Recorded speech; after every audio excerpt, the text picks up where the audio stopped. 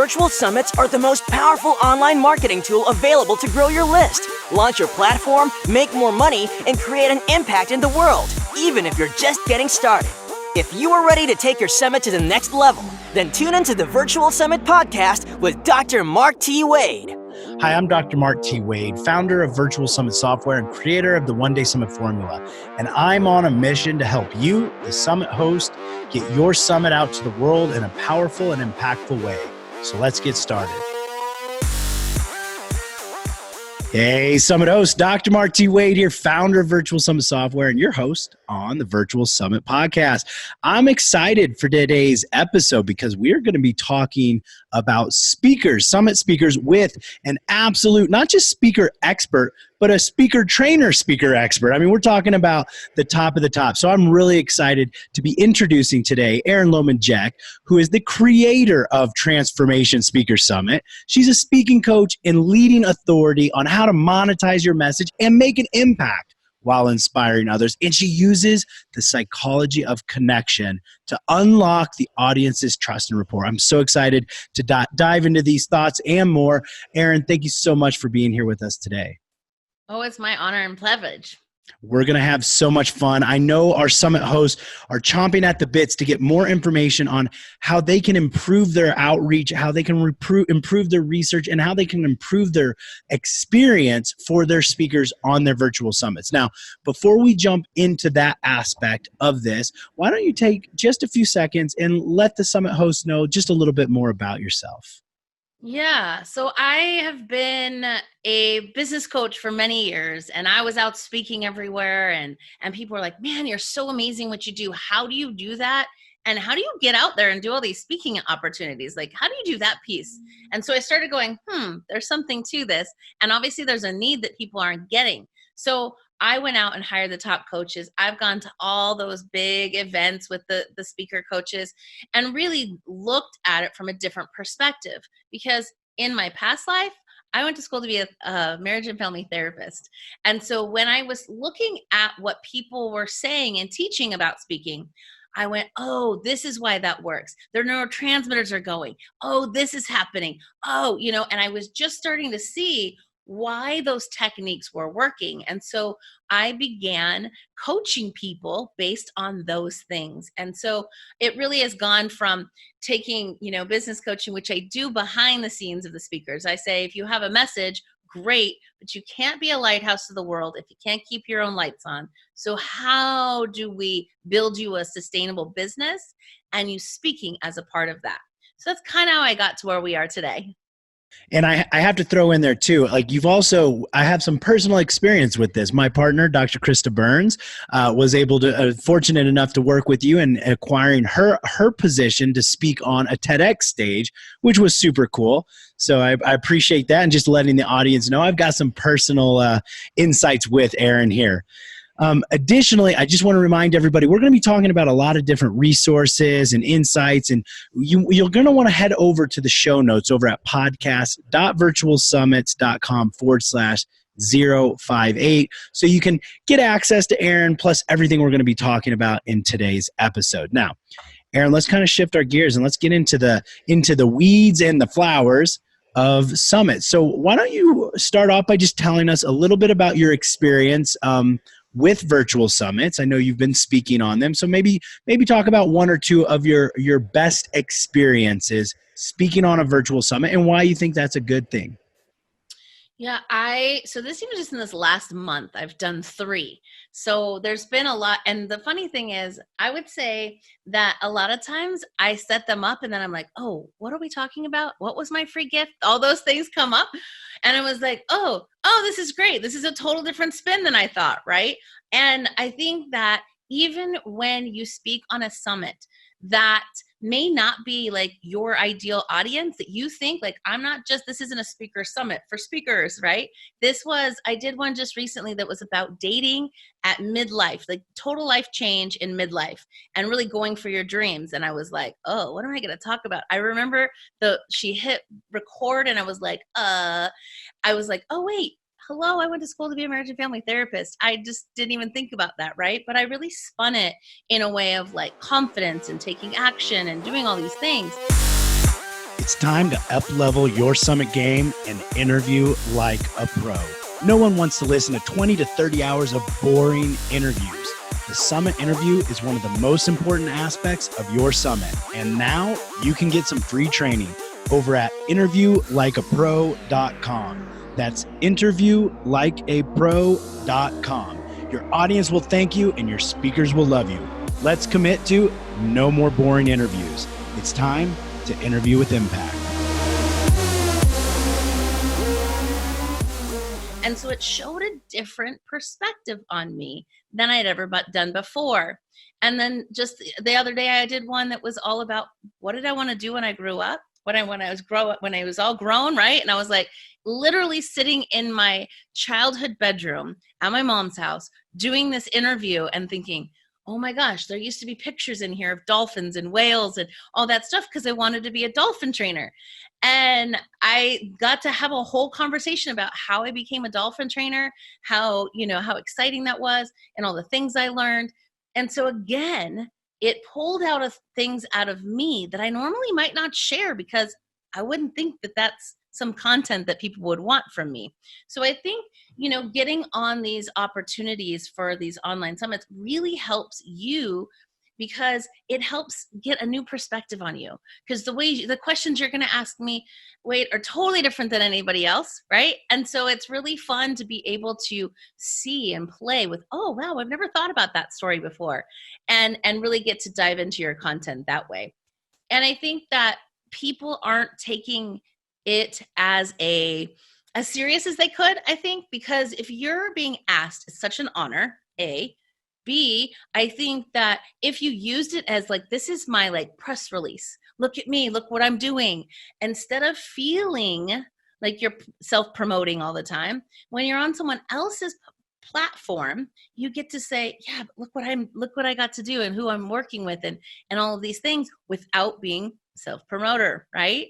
So I think there's a lot of great things in this that are really important for the hosts themselves, but also as a guest. Yeah, and I agree with that completely. And unfortunately, in some areas, some of our speakers may not be thinking the same thing. A lot of them, or not even a lot of them, some of them, especially at certain levels, are like, well, I don't want to have to promote this, or maybe they're just trying to access me for my list. I'd like to since we have a professional speaker with us here right now, what are some of the ways that our summit hosts can let's say you were one of those summit speakers where you're like, well, I don't want to be on your summit just because I don't want to have to email my list. What would be a good way, or what would be a way to overcome that for our summit hosts to approach you and make it where it's a win-win, where you'd be open to speaking and sharing? Yeah, I think with hosts, if hosts actually said, here's the thing, what are you promoting right now? Not like what's in my end goal for my summit. It's what do you need to promote right now? How can we spin this in a way that really helps you in what you're doing?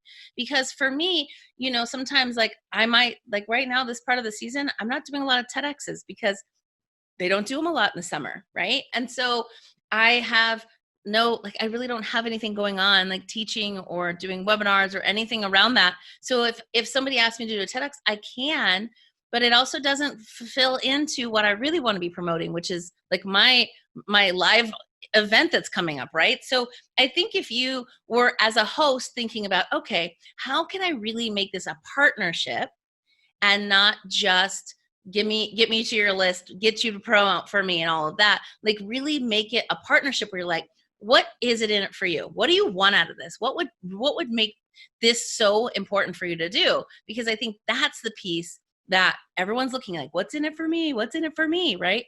But if you take yourself as the host and say, no, what's in it for you? Let me help you and provide that kind of support and resources, you'd have a long list out the door and a waiting list for people who would want to be on your summit because you're really helping promote them. But I also think as a speaker, you have to not look at it as, oh, they want access to my list. The thing is, as a leader, a transformational leader provides services, resources, things for people that maybe they wouldn't get anywhere else. You might not, you'll be on my mailing list. You hear lots about speaking, but what if I was like, oh, you should have a podcast. And I'm like, let me have my guest, Devi, who speaks on my stage about podcasting, right? So thinking about it from that perspective, you're providing value to your audience. And they might go, even if they've never bought from you and they're just on your list, like, man, Erin provides so much great value, content, people, like all of these things. She's just amazing. Eventually, they'll buy from you, right? So just think about it that way. You got to change that mindset that it's it's only in it for the host and it's all about you promoting them and all of that. No, use it as your own like press release, your own, and put your spin on it. When you send that email, yes, you can put the template in an email. However, if you are really smart, why don't you think about it strategically? If I'm going to send this out to my list, what can I take from the interview I just did with Mark and knowing what he asked me and some of the things, the juicy nuggets that came out? What can I position in this email that will make it more juicy for my audience, right? Because as the email host, you know what your audience wants, right? So think about it from that perspective. Really change that mindset. Such great information there. So going even deeper with this then now. So I'm a host. I'm reaching out to you. I'm going to make it about you. Assuming I'm going to be sending an email. What's kind of that process? Like from your perspective, like, is it like a completely email type of scenario, or do I need to go from an email to get you on a phone, or do I need to demonstrate who I am? Because let's assume we don't know each other, right? Which is a lot of times the scenario. What do I need to prove to you that this is a good opportunity for you and not something that's just going to waste your time? I think it really is positioning that in the beginning, really talking about a partnership, a collaboration. And I really believe that you need to be on the phone with somebody or face-to-face. I do Zoom all the time because I like to be able to read your expressions and know what's going on. And so for me, it's like, let's talk about how we can partner. Oh, well, I also have this summit that's coming up. I'd love to have you on, right? Different perspective instead of like, go at it like, come pick me, be on my thing, I want you. And there can be that place of like, oh, well, I just want to partner with you. I want to jump on the phone and see what you're up to. I want to figure out how I could support you. Are there people that you need to meet that I could connect you with? Maybe I know tons of speakers, right? Since I do. Maybe you're like, hey, I need a dog walking speaker. I need someone that talks about dog walking. I'm like, okay, who do I know? I got somebody, right? So think about it as a collaboration and a partnership, not so much as a one-off kind of thing. And this is how you build a huge network. You and I have referred people to each other, after we met and I was on your summit and all of these other things. It's you become an advocate for the other person. And so it really is not just a one and done thing. This is how you build these deeper relationships and you add value to people who maybe are a couple steps ahead of you. Maybe you're adding value to these people and saying, hey, I might have a small list, but I'd love for you to be on my summit because it will help me get closer to that. And let me show how much value I can add to you, right? So really coming up from that place, I think, is important when thinking about that. It's partnership, it's collaboration, and potentially long-term referrals back and forth.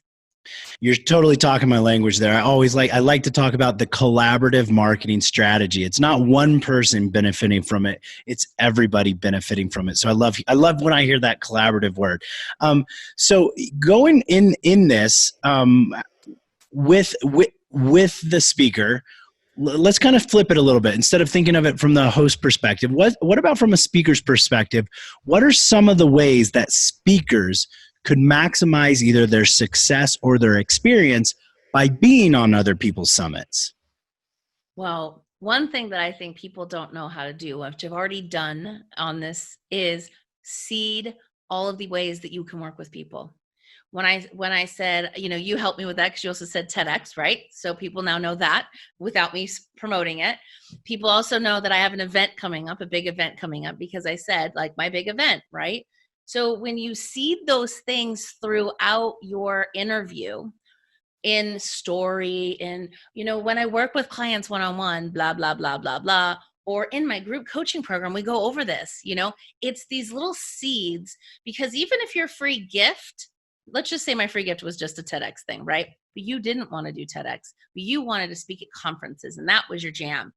if I never said anything else, you would only think I was a TEDx speaking coach, right? There's so many facets to me. So it's really, truly making sure people hear all the different ways that they can play with you, because they might not want what your free gift is, or that offer, and whatever that topic is, but maybe they want all this other stuff. So making sure as an interviewee, being interviewed, like really doing that, saying those things so that you can provide value and share your wealth of knowledge, but also be seeding everything else you have. I think a lot of times people are so narrow focused. Okay, we're talking about TEDx. It's the only thing we're going to talk about. It's just going to be this. And you're so focused on that you forget to talk about all the other things. And you're probably missing out on sales. You're probably missing out on people joining your list because they were like, wow, I really want more of all the other things she has, right? And so really thinking about that from a strategic place, it's always, I feel like it's always be closing, but it's like that kind of the same thing is always thinking like always be selling. In some way, I'm always selling, and so it's just that easy way of being able to do that without having to promote all that stuff. And think about it. If I was on your summit and you had 10,000 people on your summit, let's just say, as viewers, if I only talked about one thing, that's all I think that I would get paid for, and maybe even get an opt-in or whatever for. But if I actually talked about everything, I just promoted everything in my business that's going on currently. And the money that's left on the table when people just narrow focus the one topic. That's so good. And I mean, that's good for everybody, even the hosts. Like when you're using, or when you're presenting, or even bringing people in, either way, always being kind of like letting everybody know the options that you work with. This is so great, Erin. So let's keep moving forward with this. From the speakers aspect, because you're working, I mean, you're working with, you're training speakers all the time. So I think this is a really great opportunity for us to kind of dive into some of these aspects. What are some tips or benefits that we could give to help speakers or help entrepreneurs position themselves as speakers or as influencers in order to be able to get more summit opportunities, speaking opportunities? Yeah, I think that people are always so focused on what my list size is. But when you actually think about all of my platforms, and I had to do this because I was having people pay to speak on my stage, I had to provide what was in it for them and how many people this would reach and all of that. And I had to look and find all of my numbers on all of my platforms and really put a number together. And when I looked at it, it's about 25, 30,000 in that realm. And I was like, wow, I actually have more influence than I thought. And yes, there's crossovers. That's not what I'm talking about. It's really, truly it, because, maybe I have you on Instagram and Facebook, but maybe you really only do more Facebook, right? And so if I can put it on all of my platforms, then I have an opportunity for you to see it more, right? And so I think, positioning yourself as the expert. Now, here's the thing that I always teach in speaking. Pick one topic, make $100,000 in that topic, then you can add another topic. Because if you're the jack of all trades and you're talking about everything, nobody knows what to do with you, right? You're the real estate agent that says, I want anyone that wants to buy or sell a home in the next year. Well, that's probably everybody or nobody all at the same time, right? So really thinking about it, when you position yourself as the expert in one thing, people know you're the go-to person for that. When in my social media, if someone says, hey, who do you know? It's a TEDx coach. My name comes up, right? It becomes that. So you need to make sure, but to become an influencer and that expert thought leader, you need to position it as this is the one thing that I am the best at, and everyone comes to me for this.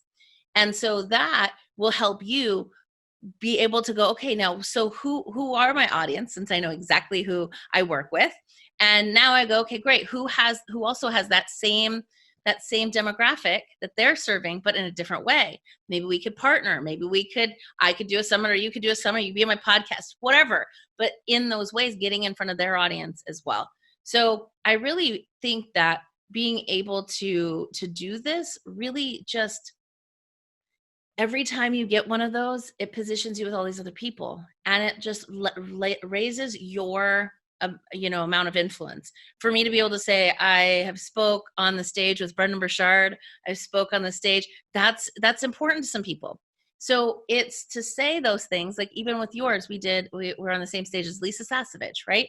So for some people, that's enough credibility to go, wow, she really is an expert in that, because she's positioned herself with people that are big names. And I might not know who Erin Loman Jeck is, but I knew who Lisa Sasevich was, or I know who Brendan Burchard was, right? So it's really important for your viewers as credibility, and the people who are watching, that levels you up and positions you more as a sought out thought leader in the industry.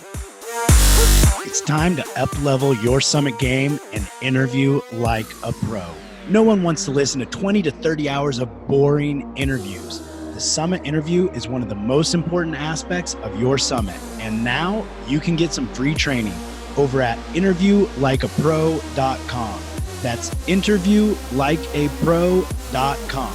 Your audience will thank you and your speakers will love you. Let's commit to no more boring interviews. It's time to interview with impact.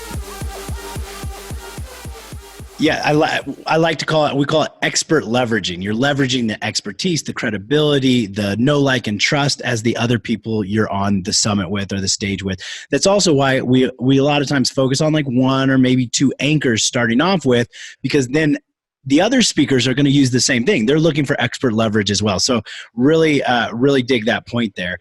You caused me to you popped up an idea in my head that I want to kind of go into a little bit about the partnership aspect. So as a speaker, right, when we finish a summit, let's say we have a good experience. Let's talk, like our summit that we did together, the expert speaker training workshop.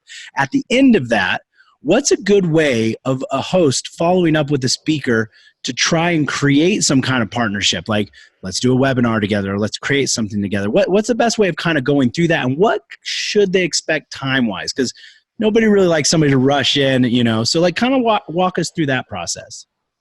Yeah, I think you started out at the beginning, the first conversation you have with them, you kind of say, here's all my cards, here's all the ways that we can play together. Which do you choose, right? And so when they do that, then they're also going, oh, well, I'd like to be on your podcast too. Or, oh, you have an event coming up. Are you looking for speakers, right? So these kinds of things, it helps you figure out what the other person needs, right? And what they'd be interested in playing with you with. But it also, then I think it really just is a conversation. Here's the deal. I just sat down with the co-founder of Mind Valley and EverCoach when I was in California. And it was because I had somebody else say you should hook up with them. I just sent an email that said, hey, my friend Lindsay told me that we should connect because I have an event coming up. I'd love to be able to have you come and be my guest. And, maybe there's a possibility that there's a way that we can promote your stuff and EverCoach, because a lot of my people in my audience are coaches. And so I literally just wrote an email and she's like, can you come over on Saturday morning? And I literally got to sit down, and now we're talking long-term plans, but it's like figuring out what that person is up to, what they need, and seeing how you can provide it. So I don't think that there's a time frame when it comes to, if you're giving and giving and giving and serving that person, they're not going to feel like you're bombarding them because you're serving them, right? So think about it from that perspective instead of get, take. If you're always giving and you're always seeing, how can I promote this? How do I help you get your stuff out there? You'll really build that partnership. And those kind of conversations are just one email away, one sit down together. It just starts, right? But you have to start with just reaching out and not being afraid to reach out.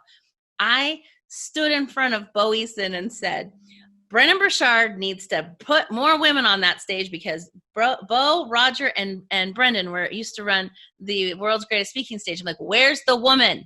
You have more women up there. And I kind of called him out, and he goes, you know what? You're right. I'm like, I need a place for a chair up there. That's bold, right? At the same time, he said, let's talk to Brendan and see what we can do. So ask. You never know what's going to happen, but just be confident enough to ask. That is bold. That is bold. I like that. I mean, and the worst they can say is no, right? So I love that. I love taking swift action. So while we have you as, an expert speaker and a speaker coach, let's actually get some tips. Like what are some speaking tips that our speakers should be aware of as they're going to be giving a presentation? Like, what are a few of the things that they should be keeping in mind when they're building out their presentation, on top of always be selling, but to make sure that they're landing that impactful presentation that unlocks the audience trust and rapport? Like, what are a few of those kind of tips? So I call it the 4 parts of compelling communication. The first part is nonverbal communication. Before you even get on that stage or the camera goes live, they are looking at you. They're looking to see, is she confident? Is she the expert she says she is? And they're looking for you to hide something. I think we're always thinking, as humans sitting in the audience, all right, do me. And so you're like, give me your best shot. Let's do this. Try to sell me something, right? But instead, so they're looking at you that way. If you come out confident, if you, the things we do when we're really nervous is we hold onto the mic for dear life, or the clicker. We're like so obsessed with holding onto it. Or we pin our elbows to our sides. I call this danger, Will Robbins, danger, because it's our self-soothing technique to override the fight or flight. In that first 90 seconds, if you're doing those things, the audience feels like you're hiding something. So it's really important. Now, the second thing is, and now you guys going to be obsessed with this, is eyebrows. And you can't see it if you're just listening, but if you watch video, my eyebrows are communicating to you that I'm interested in you. When someone hot walks by, guess what we do? We raise our eyebrows. And so if you can do this on stage, on camera, when you do it all the time, people on the other side feel like you're interested in them. It's a huge key that most people have no idea. And a lot of men get really angry eyebrows because they're really passionate. And this just looks like angry eyebrows. But to them, they're just speaking with passion. So pay attention to your eyebrows. So that's 50% of your everything that the audience is taking in is your nonverbal. 35% is your vocal tonality.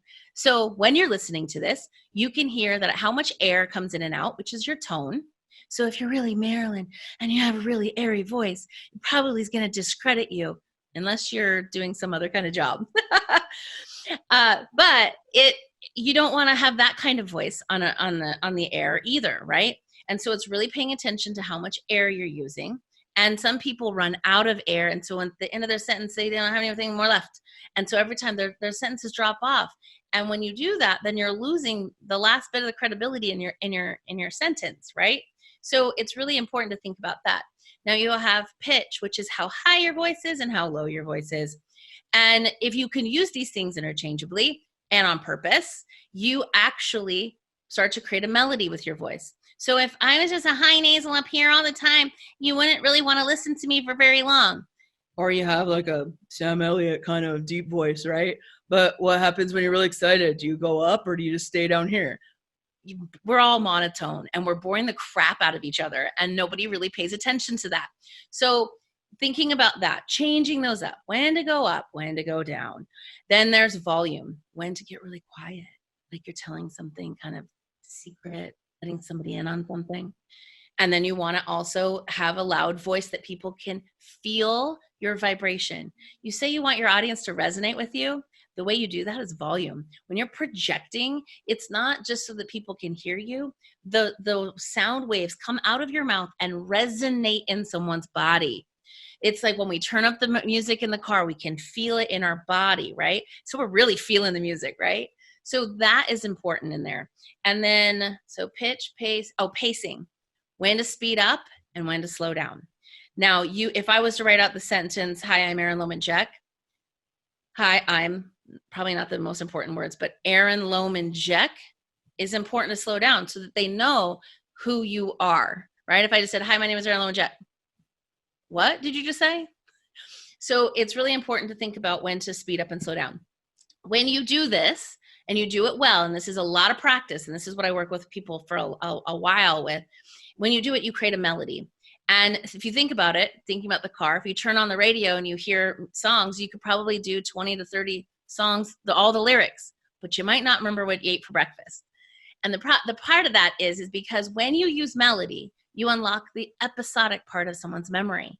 So you become memorable because you took them on a melodic journey with your voice. And that's really important, especially on a podcast or a summit. It's really important. The third one is storytelling. Storytelling is 13% of everything. And even when you tell your story, most speakers say, I woke up, I got out of bed, I brushed my teeth, I walked to the store. Like, stop telling it from the first person's perspective.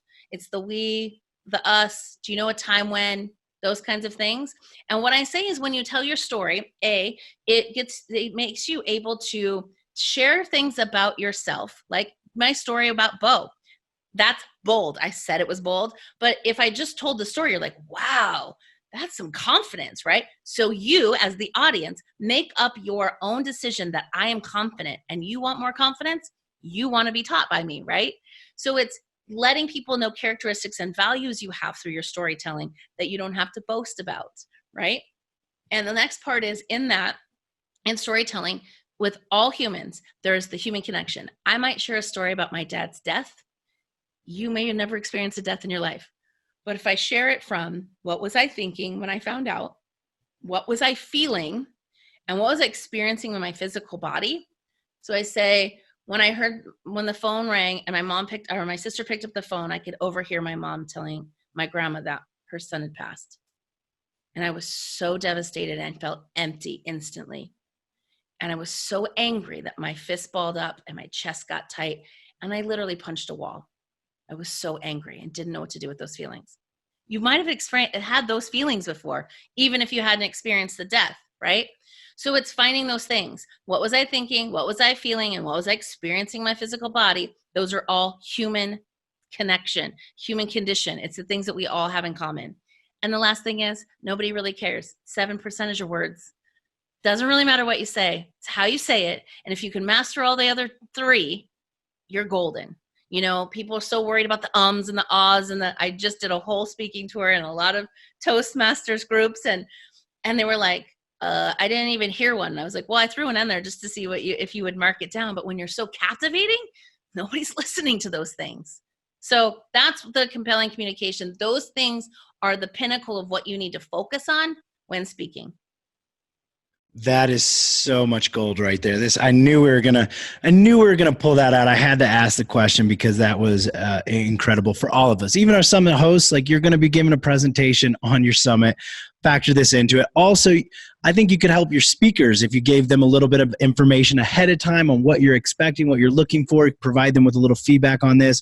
Now, Erin, as we start to round out this episode and bring it to a close, I'd actually like to ask you about closing. Like, what is maybe 1 or 2 tips that we can have as speakers to close strong, but not dirty, right? Not icky. How can we close strong, but still maintain a good sense on our summits? Yeah, when you're planning out your summit, because I love your little planner that you have, and you're asking people, like, what are the top of the mind problems you're solving? What's that problem you're solving? If you really paint the psychology, what's going on for that person, it's not so much the demographics, it's the psychographics. It's what keeps this person up at night. How can I help them feel better? How can I give them hope? How can I give them a resource, a tip, anything that will help them move from hopeless to hopeful, right? And so in that, it's really focusing on, how can I solve that problem for them? What kind of speakers would I need to bring on? Who can I help, right? And when you do this, even from stage, if I'm talking about, not being able to pay your rent, right? I literally left a speaking gig early in my times, and I didn't really know how to close well. And I remember going, it's okay, I'll get our rent paid today when I sell from stage today. And I remember leaving and having all these, you did such a great job, and handing me their cards, but no sales. I sat in my car by myself, and I was like, oh my gosh, I can't even pay the rent. What am I going to do? I'm a failure. Like, I'm a fraud. What am I doing? Right? And so it's really always thinking of those things for people, right? And so, when you can tell your story about how how they feel, they'll be instantly in, and they'll be like, man, she knows the route to the top of the mountain because she experienced it. She knows the solutions that work for her, and maybe some that didn't work for her that might work for me, because you're going to try a lot of things out. And so if you're really sharing those things really well, that's an easy way to close. Now, when you're on stage, to transition from your content into your close, it's 1 sentence. I had this problem, and that's why I created the Transformational Speaker Summit, or whatever, right? That's the easiest transition statement you can ever make. And if you watch some of the top infomercials out there, they use that. You start with this pen that you did not want to buy. You're like, why are they selling this pen? This pen is stupid. But by the time they're done, you're like, wow, I really need that pen because it solves all my problems. I have all those problems that person has. I need that pen. So if you do that well, connecting with your audience with the things that I said before, and just transition lightly into, and that's why I created this. And if you make it not about you, my thing is, what wakes me up every day and gets me so excited about life is that I get to help other people change the world. It's not just my message. It's not just my industry.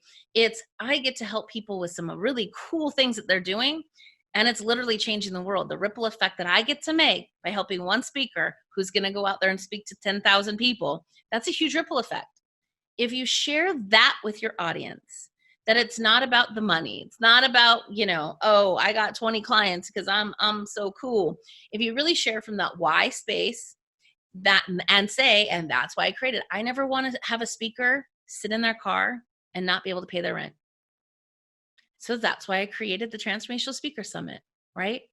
So if you share that why as a piece of that and then go into the explanation and then end with whatever your offer is, you will close way more than you would if you did some sham wow. Let me buy 10 or whatever. I used to do that too, by the way. That was one other thing I tried on. It did not fit for me. This is so great. No, that's awesome. And I love that. That is such a gentle, easy transition, but makes perfect sense. So amazing. This has been an absolutely incredible interview. I'm super glad we've had you on the show. Now, before we go ahead and sign off, why don't you let the audience know where's the best place they can get in touch with you? I know everybody's going, I want to get more of Erin. I want to find out more about this speaking opportunities and hear what she's going on. So why don't you let them know where they can find you at and any kind of parting piece of wisdom? Yeah. The biggest thing that I want to leave first is that, as humans, we have gone through stuff, and it's not the beautiful stories that's what we'd all want to tell. The time I won first place, but what about the time you got cut from the team? Those are the stories that really connect all of us. And the problem is we're holding on to those out of fear of being rejected, ridiculed, and crucified, as some people would think. And we're not sharing what helped us get out of that. And so if we could push ourselves aside and say, it's not about me, but it's about if I don't share this, no one will ever know that I have a solution. Or that, this is the thing, as humans, we say, don't eat the red berries. Mary ate the red berries and died.